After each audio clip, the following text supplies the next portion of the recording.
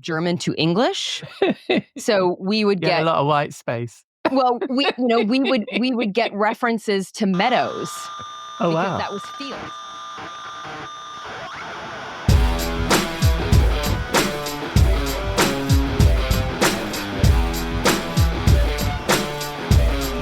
Hello and welcome to episode 265 of the Rockstar CMO effing marketing podcast, a proud member of the Marketing Podcast Network. I hope you're well and staying as sane as you feel you need to be.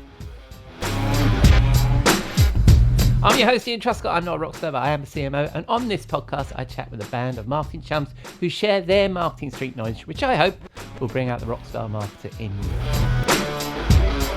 This week, it's my chum, Cathy McKnight, chief problem solver at 7th Fair. She makes her monthly visit to the studio and we discuss the challenges of content localization and her experience with an international hotel group.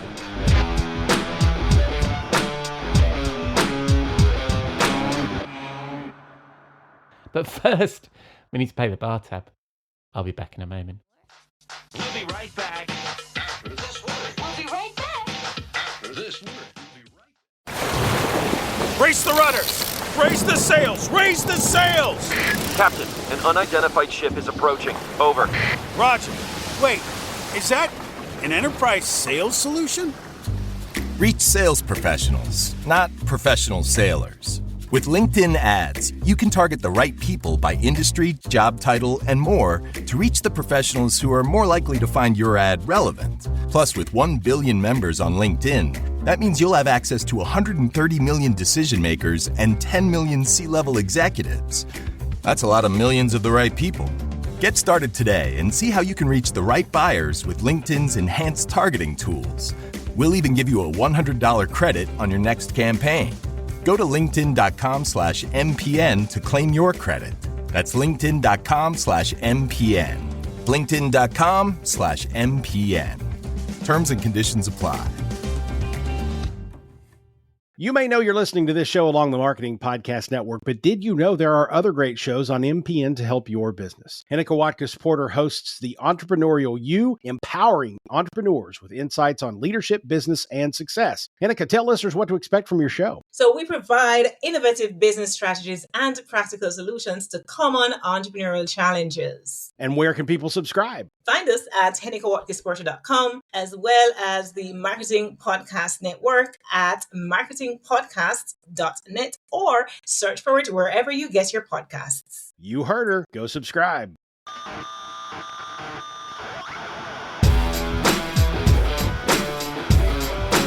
Welcome back, Cathy, to Rockstar CMO FM. How are you? I am well, Ian. How are you today? I'm doing very well. Thank you very much. And spring is springing over here. I don't know what it's like over there. How's Toronto? We are in the midst of the in like a lion, out like a lamb kind of philosophy. So we've had snow squalls, and I woke up to snow on the ground, like actually white yesterday. It's all gone now. But the tulips are trying to persevere, and I suspect I'll be seeing our first crocuses in the next week or so. Yes, no, my crocuses have been up already. And it's quite funny because it's the first year that I've grown crocuses. This is a good topic, isn't it, for a serious business marketing Indeed. show. But Rockstar, especially, it's very Rockstar.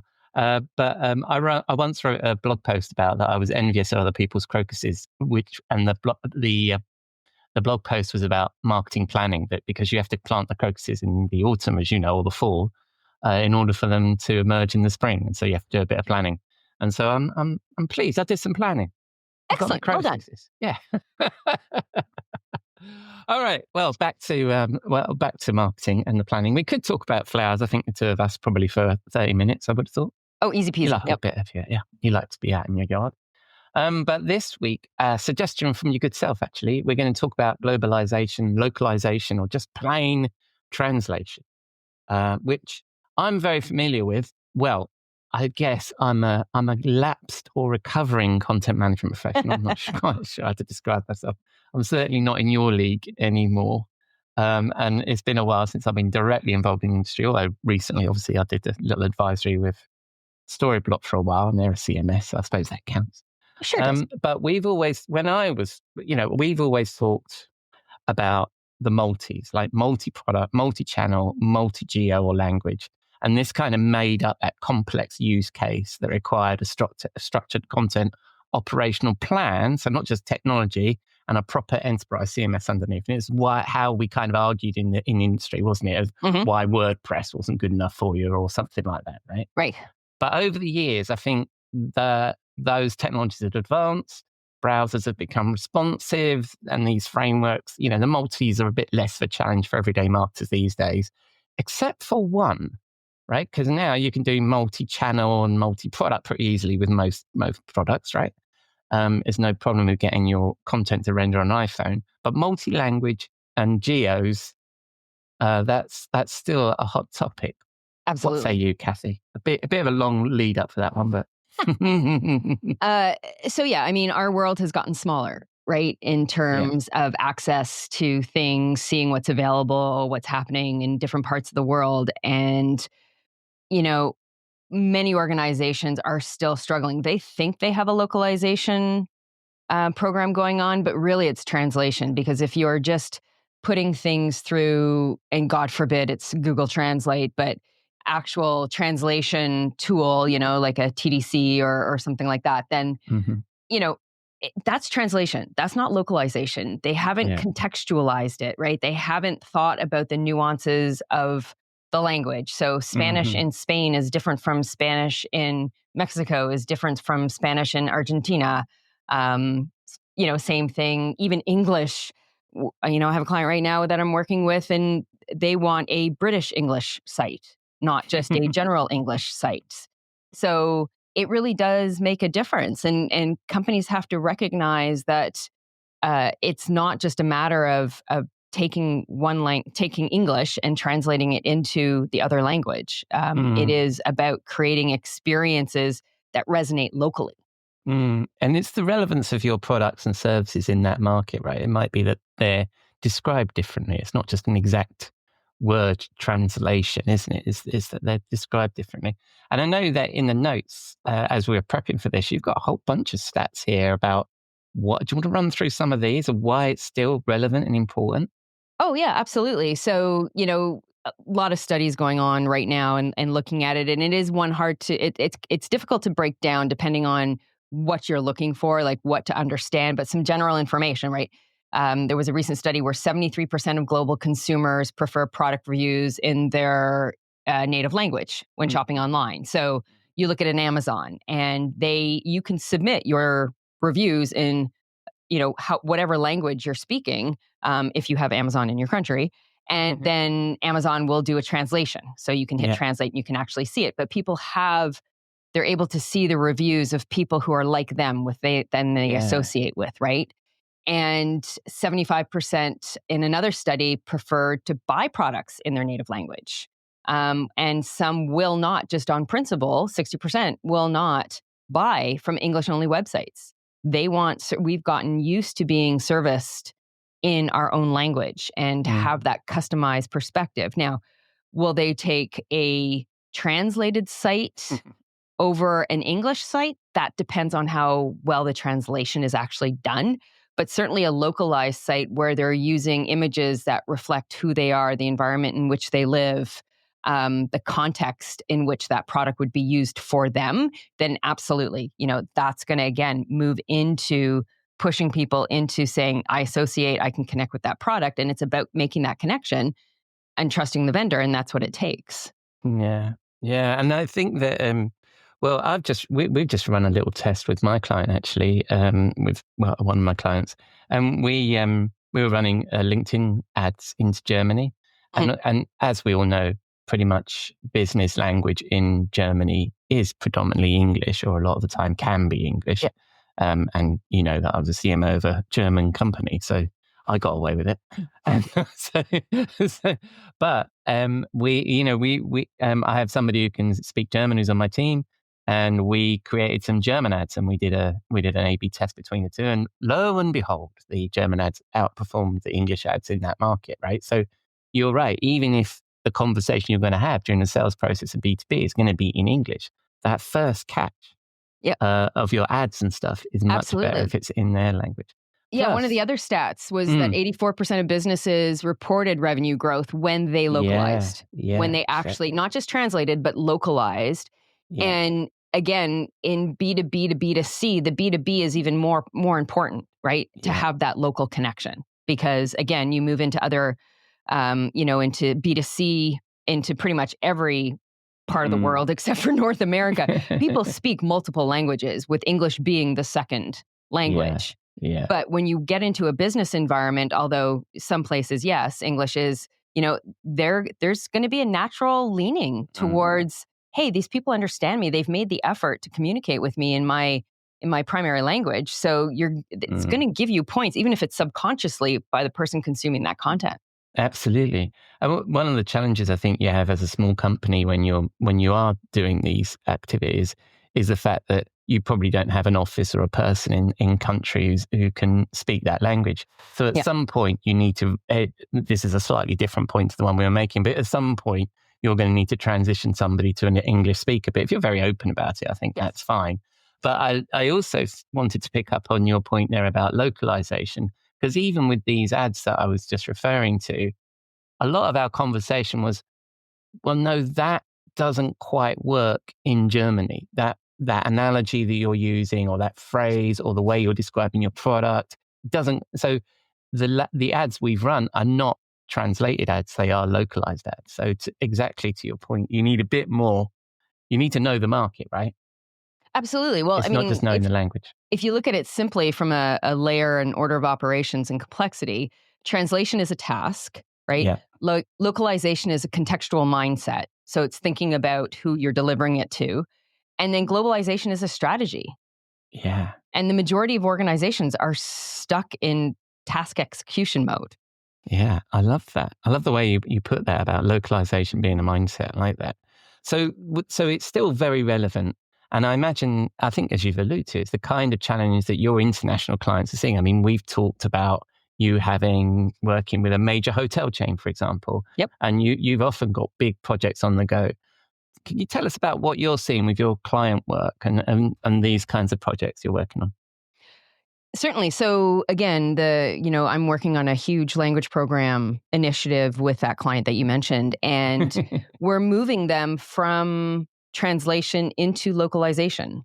Right. So their language program, they've done amazing work. Like the progress they have made over the last 2 to 3 years, particularly the last 2 years, has been astonishing. This is a team that consistently they get things done, but it's task-based. It's, produce in English, translate into, they have 22 languages, get it posted, moving on. And now there is a strong drive and desire to move beyond that, to move into localization, to start thinking about content in a globalization perspective, in a global world. So when content is being written from the get-go, from the very start, one of the questions that we're driving to be asked is this an English-only content? If so, great.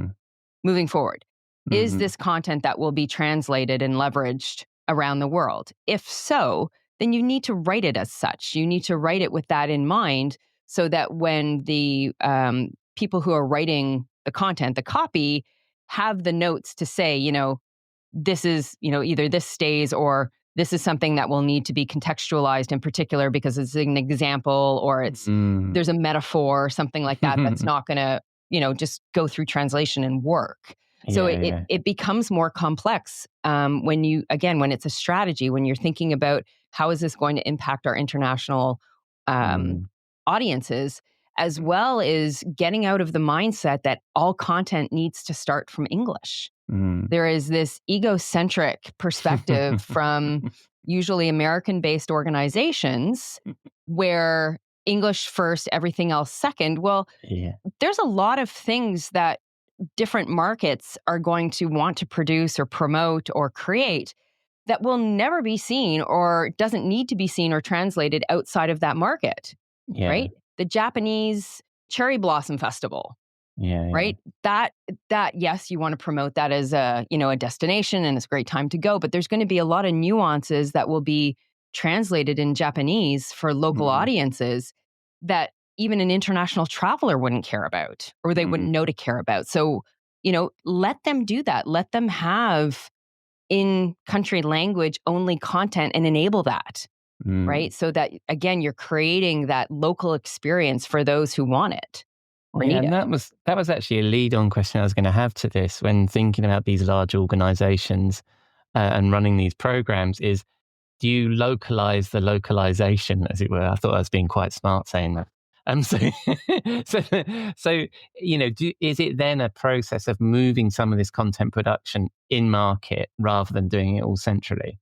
Yes. So there needs to be, what I'll call a language authority. So in such a point where if something is being translated from English, let's say, and it gets translated through whatever the process is, there's going to be some information like product information, technical information. Strict translation will probably work. Although, as a former SAP consultant, I used to code SAP, and all of our materials were translated from German to English. So we would get a lot of white space. Well, we would get references to Meadows. Oh, because wow. that was field, right? Oh, yeah. They would translate to meadow. So it's things like that to be aware of. So you need, and it's not just somebody who speaks the language in which you are translating it into. You need someone who is trained in copy in both languages, English and, the destination language. But also there needs to be when you were talking about locally, absolutely. You have it such that that's where that language authority comes into play so that when something's being translated, it's going to that person who's like, yes, this makes sense, or no, let's change this. Yeah. Same with imagery, right? Yeah. Is having parameters and details set up, especially if you have a dam and I mean, they all have AI capabilities now that can read through it and go, oh my gosh, no, you can't have white in Vietnam, right? It's associated with death. So, don't put a picture of a couple from a wedding, a North American wedding, because it's going to be right? Like that's bad. Or, people holding hands in UAI or United Arab Republic, UAR, whatever it is, Emirates, UAE, because that would be like heresy, right? So it's really about having that local knowledge and expertise to make sure the localization is actually well, you've opened up a bit of again, this demonstrates how complex this challenge is, because you're now talking about not just translating and localizing text, but also the images that are associated with it, which absolutely. And every time you add another little nuance to this, it makes the problem even greater, doesn't it, for these organizations to manage this? It's bad enough just trying to manage your digital rights and all that kind of stuff around images, let alone, hang on, this image shows the bottom of somebody's feet. We can't use the bottom of somebody's feet in this market. And having that kind of contextual awareness of an asset must be incredibly complicated. It is. It's very complicated. And that's why you need to bring language up in the workflow. Often it's at the tail end. It's a task, right? It's like, yep, done or going to be done. And an afterthought. And now it really needs to be up at the, I've said it before, but your brief when you're creating new content should be, who's the audience? Why is it that you want to reach them, or you're creating the content? How is it going to be? What's success look like? How is that going to be measured? And then once that all makes sense, then, one of the first questions to ask after that is what languages, like, where is this going to go? Yeah. And is it just local, or is this going to be localized or used globally? And that, because you have to take that into account at the outset, because the content components you're going to build for that are different depending on where it's going to go. Yeah, and it's also language, certainly in advertising, is part of the design, right? If we're putting in B2B, for example, which is the only example I know, right? You're and also with your products, but that's more like from a technology perspective, and that's the challenge I've seen before as well. As soon as you move into a new market and you start translating your product, you realize that German words are quite long and they won't fit on. And it's the same with you're designing your creative. The creative needs to fit these outlying use cases, right? Which is this going to work if we've got the longest German word plastered across the middle of it, or will it mean we'll have to use such a small font nobody will be able to read it? So it's all of those things, isn't it? We're kind of we've outlined what the problem is, and it's a complicated problem. And from my background, you know where I've come from, Tridion, and working with componentized content management and all that good stuff. Is it a technology? And I alluded at the beginning that things have moved on since then. Is it a technology, people, or process problem these days? Do you think? It's a strategy, right? So no amount of AI, translation memory, CMS, DXP, whatever, insert three-letter acronym, wizardry is going to fix this, right? Underfunded localization strategies, non-existent localization strategies, a non-existent global mindset. Mm-hmm. You need that. You need to correct those things in order for it to work, right? Mm-hmm. But it's one of the places where content strategies fall apart because it's an afterthought. It's not inexpensive, and it's complicated. This is not something that it's like super simple, tick the box, away you go. There are so many things to consider, and areas that it impacts, and how you create content, how you store content, your metadata, rights usage, all of these things come into play. So a lot of people get overwhelmed and go, oh, okay, we're just going to translate it and then we're good to go. And that doesn't work, right? It really is the Achilles heels of digital still. Well, also with digital properties, and we've had this for 2 decades, it's like content is the afterthought of the afterthought, isn't it? It's my gosh, don't even get me going on that. Produced, Maybe and that's our next topic, insert content here kind of thing. Yeah. And so for translation and localization to be an afterthought of an afterthought, it kind of gives you a sense of where the challenge lies, right? Because then you can't launch. You've got all this plan, you've got a 9-month launch plan, and you've only allowed 3 months for it to be content, and you realize you've got to translate it into 4 different languages, none of it fits. You're a bit fucked, aren't you? Yeah. Indeed. So you'd say, when I ask the question, is it technology, people, or process? It sounds like it's a strategy problem, which is typical, actually, isn't it? Yep. Of our discussions, it's we have to go into this with eyes wide open. And I think it was interesting. You were talking earlier on about one of your clients wanting a UK English website and not a US English website. Now, I'm very used to publishing everything in US English, and the reason for that is because of the industries I've worked in. Most of us English speakers don't trip up when we see American language, but if you put an S in front of an American, they freak out, right? So you need to, so you tend to default to American English. But then in some industries, like some of the questions I've had with clients has been, why are we writing in American English? We're English, and it's like, that's just what we do. But that isn't a good enough answer in some cases, because it might be that your UK English audience are not used to reading US English, and therefore we need to localize. And that makes things very complicated, because 2 very similar languages being managed. I mean, I don't know what the actual stat is on difference, of the English language. Yeah. What is the delta in difference between English or US and US English?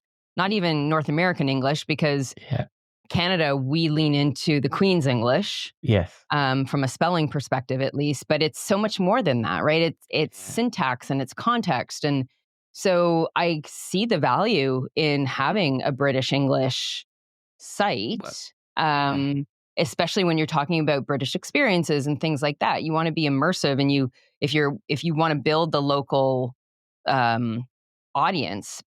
And you also think about the political times. There are, in the last 20 years, there have been times where even the, Brits would have been like, it's fine. But then things happen, and you want to polarize, and you want to be as disassociated with the US as possible. And then it becomes really, really important. So, there are times where you should be leaning into even something. Yeah, I mean, at the moment, brand US is not maybe something we want to align everything. Yeah, that's good. We won't get into it. I mean, Robert, please no. Robert will rant on this podcast from time to time, but let's not. A Canadian and a British person, we can steer clear. But I am interested in fact, I will try and catch up with you and stay in touch with how you get on with your client who wants to have a UK English website, because I think you run into all sorts of problems with SEO and competing with yourself on you're cannibalizing your content and keeping things up to date. It's fascinating. It's tough. But I imagine you probably have the same challenges with Spanish markets. I mean, and yes, and all that Spanish stuff. is not Spanish, and no, exactly. No. And the other one of you were talking about imagery earlier on, and I've had times in my career where, especially working with people like the Dutch and stuff like that, and where the content originates from, you can tell, right? Oh, this is written in Danglish. But the other thing is stock photos, for example. I've had people in Europe going, nope, that's an American stock photo. I can just tell it's just American. Yeah. And because there's a certain style, there's a certain mix of folks that are in the photo, and some markets just don't appreciate that, and so you have to you have to change everything. So that's really interesting. So let's get to the final point on this. What are the lessons your client has learned or you've learned through this process so far? So it has to start with a strategy, full stop. Mm-hmm. There has to be a commitment to invest in it. It is, like I said, it is not for the faint of heart or low of budget. It takes time. You do not have to boil the ocean. So you can start small and grow from there. Getting the process down right from the beginning is important, not just getting it done. It's not a tick box at the end that you do. It's having a strategy and building the process and the capabilities around that. Definitely having a seat at the table right at the very beginning. And, the one thing that has come to mind for me after working with several clients on language programs is, if your localization team doesn't have veto power on a message, that's a red flag. Yeah. Right? So it's all fine and well to say, oh yeah, we're doing localization and whatnot. But if you don't listen to the professionals that tell you that this is wrong, right? And not veto, oh, I don't like that. It's like, no, this is wrong and we have to fix it before it goes live. If they don't have that kind of power, then you're translating, you're not localizing. Yeah. No, I like that. And it's so easy to make a big mistake, even in your own natural language, right? Absolutely. If you're working in somebody else's language. And so you've got to be incredibly careful, especially if you're a big brand and you've got a lot of stake, right? So that's good. So yes.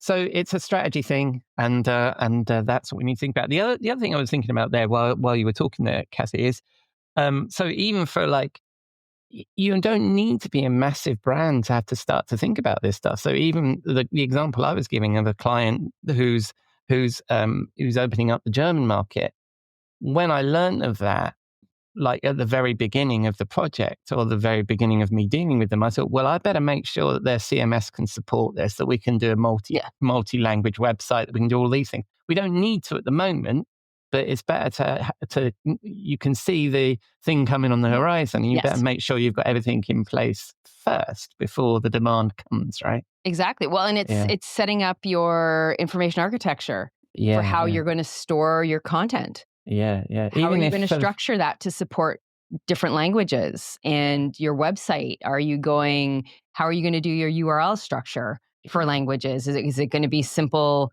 brandname.com/ENFRDE? Like what's, and then is it EN-SPEN-MX for Spanish versus Mexico? Like, these are things you have to think about. Oh, absolutely. I've had many long conversations when I've been leading multinational teams about, do we do .de or .com/de and all that stuff? And also you have to still sit on those domains because you need to own those domains. 100%. But how do we do the information architecture underneath? What works best with Google? All of that stuff. Anyway, you're absolutely right. It's a strategy and we need to be prepared. I want to move on to the next topic because Sure. I think you were having some fun last week. I was. And you were at the Adobe Summit. I was. How did, what's the news? What's the news from the industry there?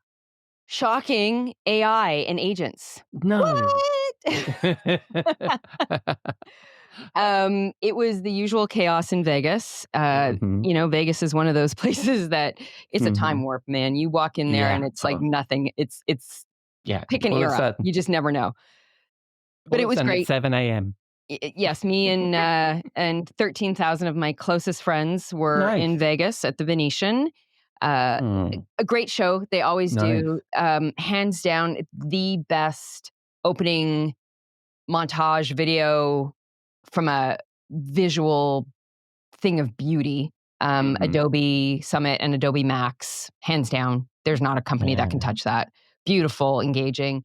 They're, like many, doubling down on AI and agents, which is, to be expected, but there's still so much confusion in the market about what it all means and how to use it and whatnot. And, like most of the other vendors, they're still figuring out their message. So they have some great innovation going on in their product. I think they're very in tune with the marketer on their delivery of agents. But time will tell. And it was great. And I saw a whole bunch of people industry friends that I don't get to see very often. So it was lovely catching up with them. And Adobe has 2 new CMOs, met both of them, and we'll see where it goes. 2 new CMOs at Adobe? Yep. So their previous CMO left, I want to say 2 years ago. Right. Shantanu, their CEO, has been acting as CMO since Anne's departure. And they've recently hired 2 new CMOs for brand and enterprise, I believe, are their sort of domains. 2 completely different women from personalities and perspectives, both go-getters, both amazing. Really enjoyed the conversations that I had with both of them, but it'll be interesting. This is the first time they've had 2, I think. And we'll see where it goes. Is the little DXP thing still? I mean, I know that it kind of gets lost, doesn't it, in the big Adobe show, because that's mainly for creatives and all that kind of stuff. Is that still that enterprise? Is that still a major push for them or not? DXP? Yeah, they're all of that kind of side of things, whatever used to be their CMS. Yeah, so DXP, Ian, we've been over this, is not a thing. I know. Neither of us believe it's a thing. But stop using it. So Adobe says it's a thing. Adobe has AEM. Adobe Experience Manager, which is a suite of solutions, which includes, I think what you're talking about is Sites, which is their CMS. And yes, they still have it. I think it was the overall AEM thing that I was calling DXP. I do apologize. Yes. That's okay. I thought they were one of the people that had kind of jumped on the DXP bandwagon. So they all jumped on it. It didn't mean that it's right. I didn't say it was right. All I asked was, are they still talking about it? Not talking DXP. Nobody's talking DXP anymore because DXP, 1, is not a thing, and 2, no client ever, since that term was coined, has ever asked for a DXP. No. They ask for a CMS. They ask for a digital asset management system. And they don't even go that far sometimes. It's like, okay, we need a place to put our stuff. What do we do? Yeah, exactly. So, so I think they say that, don't they? They say we can't say DXP anymore because Cathy doesn't like it. And that's right. We've killed it. Right. Yeah, I think so. Thunderbolt, lightning, coming at you. Fabulous conversation as usual, Cathy. So what's coming up for you guys over at 7th Bear? So Robert and I have launched a new, what I'm, affectionately calling a podcast thingy for now, called Bear in Mind. Our first episode is going to drop this week. Robert's hot on the editing floor right now doing that. And so Bear in Mind, strategy, creativity, and the big picture, where Robert and I chit-chat on some hot topics in terms of content and marketing and things like this, and where it's going and things to know and what we've learned. We're really, with 7th Bear, one of the reasons that we did the brand change was to lean into our combined decades of experience and expertise and share that, right? And lean into like, I know you want to do that, but I'm telling you, we've seen it over and over again. And, you know, you need to do this first. So, you know, listen, Education. don't listen. All good from a pay attention in what you do, but we're gonna spill the tea on what we think people should be doing. Like it. And I think your name just lends itself to that wonderful title, Bear in Mind. I think that's going to be a great brand. Well Yeah, done we're there. excited about it. Yeah. And it's gonna drop on video initially, right, on your website. Believe so, yes. Which is seventhbear.com. So yeah, and we'll share it on LinkedIn, and then you know, once we've settled into our groove, then I think we'll make it a little more official and do some other things. Splendid. Well, I'll look out for that, and I'll put the link in the show notes if it's out by the time we publish this. Otherwise, I'll just put a link to your website in the show notes so people can follow you. Splendid. Thank you very much, Cathy. And will you? And I always ask if people are going to come back, just so that they commit live in front of the audience. I will be back as often as you'll have me. I will be here to have this conversation. So I'll see you next month. Thank you very much, Cathy. See you. Thanks, Ian. Cheers. So that's a wrap on episode 265 of the Rockstar CMO effing marketing podcast. Apologies, I published it a little late this week. And thanks to Cathy, always a pleasure. And to you for dropping a dime into your podcasting jukebox, selecting our track and jiving along with us. I've been your host, Ian Truscott, and you can find links to me and Cathy and all the things we discussed in the show notes on rockstarcmo.com, where you can also find our blog, newsletter, and all of our previous episodes. We'd love to hear from you, so please reach out via the website or LinkedIn. Just search Rockstar CMO. I'm sure you'll find us, or just keep listening. I'm glad you're here. The next episode of The Rose and Rockstar with Robert Rose will drop on Saturday. I'll record that with him tomorrow. And next week, me and Jeff will continue our series about the CMO's first 90 days. In the meantime, enjoy the rest of your week. I hope you can join us here on Rockstar CMO FM.